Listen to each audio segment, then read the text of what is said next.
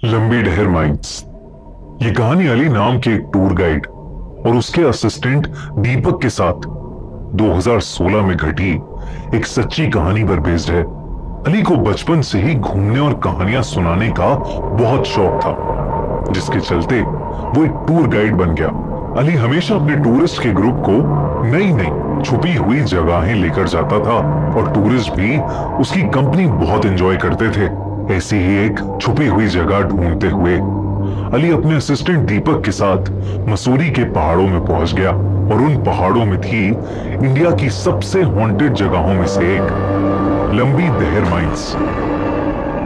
अली ने डिसाइड किया कि वो इस जगह को खुद एक्सप्लोर करेगा और फिर अपने टूरिस्ट को भी एक हॉन्टेड टूर पर आगे बढ़ने से पहले आपने ये किया है क्या? बताओ जल्दी, क्या ले सब्सक्राइब। जाकर उन्हें कुछ नया और अलग एक्सपीरियंस देगा।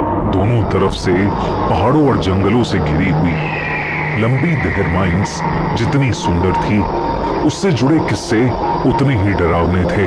कई लोगों ने उसे बताया कि माइंस का इलाका सच में भूतिया है। लंबी दहर माइंस को ब्रिटिशर्स ने बनवाया था और वहां लाइमस्टोन माइनिंग होती थी।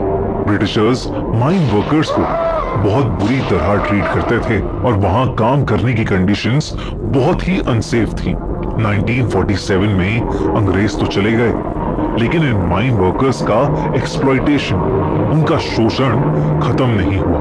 धीरे धीरे वहां काम कर रहे वर्कर्स को लंग इन्फेक्शंस होने लगे। वर्कर्स की तबीयत खराब रहती थी और वो पूरे दिन खांसते रहते थे, लेकिन फिर भी उनसे दिन रात काम करवाया जाता था। इसी वजह से 1990s तक करीब 50,000 वर्कर्स और उनके परिवार वालों की मौत हो गई। इतनी सारी डेथ्स के बाद गवर्नमेंट ने फाइनली इन माइंस को हमेशा हमेशा के लिए बंद कर दिया। लेकिन बंद होने के बावजूद लोगों को उन माइंस के आसपास से दर्द में किसी के चीखने चिल्लाने और खांसने की आवाजें आती हैं। और तो और जब से ये माइंस बंद हुई तब से यहाँ कार एक्सीडेंट्स भी बहुत ज्यादा बढ़ने लगे। कहते हैं कि तब से जब भी कोई माइंस के पास जाता है, या तो वो पागल हो जाता है या अपनी जान खो बैठता है। धीरे धीरे लोग मानने लगे कि वहां आज भी 50,000 वर्कर्स की आत्माएं कैद हैं और तभी से इस जगह को इंडिया की सबसे हॉन्टेड जगहों में से एक माना जाता है। लेकिन अली इन सब बातों में नहीं मानता था। उसे तो बस इस जगह की कहानी में दिलचस्पी थी। उसने सोचा कि ये उसके टूरिस्ट के लिए बिल्कुल ही अलग और नया एक्सपीरियंस होगा। शाम होते ही वो अपने असिस्टेंट दीपक के साथ लंबी दहर माइंस की तरफ निकल गया। अंधेरे के साथ दिन के शोर के बदले रूह चीर देने वाला सन्नाटा चारों ओर फैल गया था।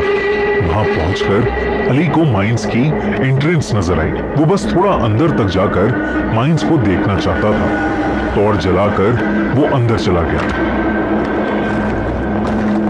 दीपक भी उसके पीछे पीछे चला गया, लेकिन दीपक को माइंस में घुसते ही ऐसा लगा कि जैसे कोई काली परछाई उसके सामने से गुजरी। वो परछाई इतनी तेजी से गुजरी कि उसे समझ ही नहीं आया कि आखिर हुआ क्या।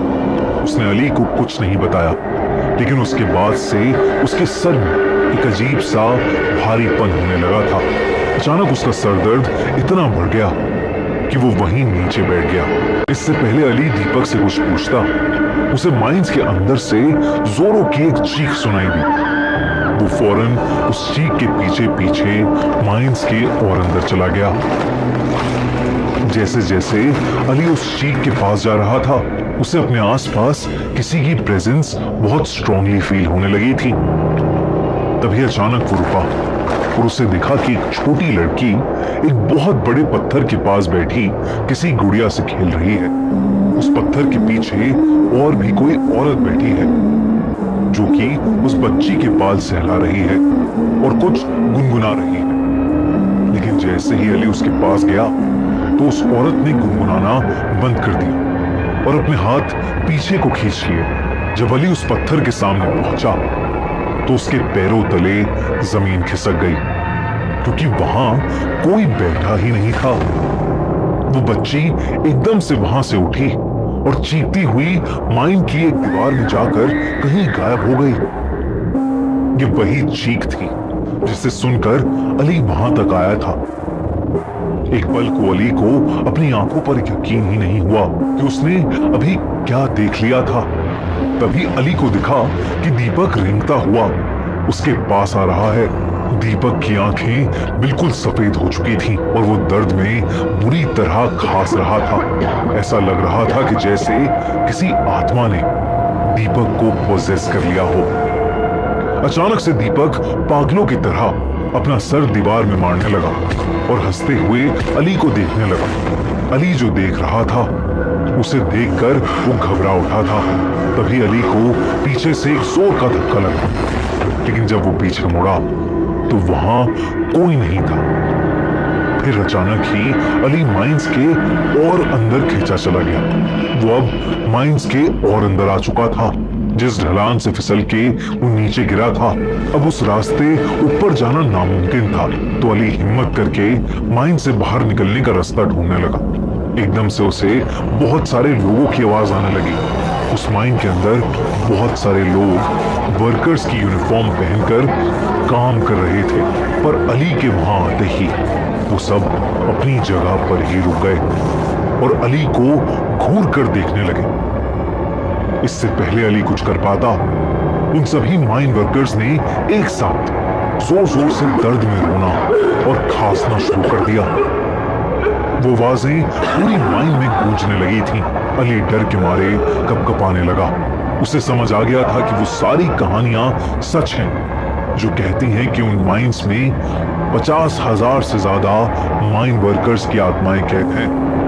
उसे ये भी समझ आ गया था कि वो सारे वर्कर्स जो उसके सामने थे वो जिंदा नहीं, बल्कि सब के सब मर चुके हैं। उन सभी वर्कर्स की आंखें लाल होने लगी और धीरे धीरे वो वर्कर्स अपना दम तोड़ने लगे।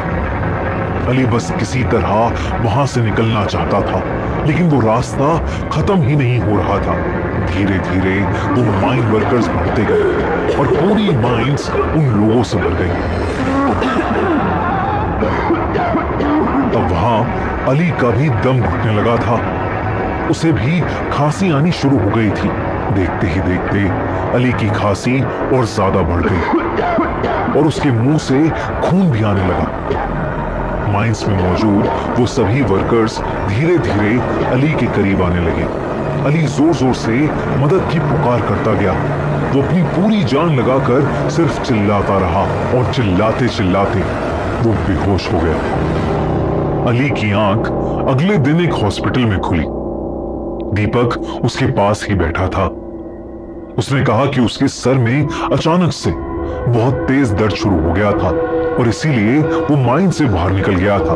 बाहर जाते ही उसका दर्द ठीक हो गया और वो बाहर ही बैठा अली का इंतजार करने लगा। लेकिन जब अली बहुत देर तक वापस नहीं आया तो दीपक 2-3 लोकल्स को लेकर माइंस के अंदर चला गया और उसे माइंस के अंदर एक कोने में अली बेहोश पड़ा मिला। अली ने अपने साथ हुआ पूरा किस्सा जब दीपक को बताया तो दीपक के होश उड़ गए। उन दोनों ने उस दिन तय कर लिया कि वो फिर कभी लंबी दहर माइंस नहीं जाएंगे।